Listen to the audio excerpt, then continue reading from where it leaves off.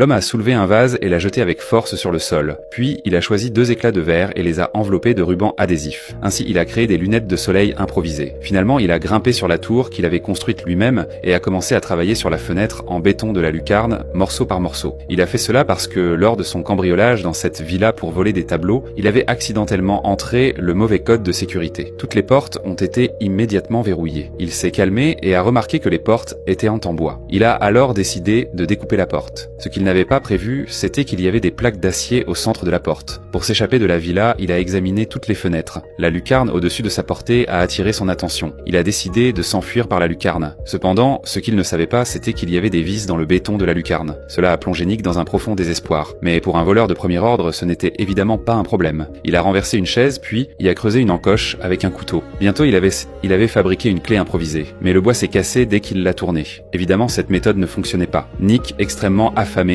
a bavé à la vue du poisson. Alors il a sorti le poisson, puis il a haché le poisson en chair de poisson. Ensuite, il a fait des boulettes de poisson avec une jambe coûteuse. Après avoir mangé, il est retourné au travail. Rapidement, il a réussi à desserrer la première vis. Mais le chemin devant lui restait difficile. Il a mangé toutes les provisions. La villa était un vrai chaos. Il a griffonné sur le portrait du propriétaire pour montrer ses maigres talents artistiques. Occasionnellement, il se divertissait lui-même pour soulager sa tension et sa peur. Un jour, il a forcé l'armoire du propriétaire. Il a découvert un compartiment caché. À l'intérieur se trouvait un couloir étroit. Prudemment, il a suivi le couloir jusqu'à son extrémité. Mais soudain, il a vu quelque chose de terrible.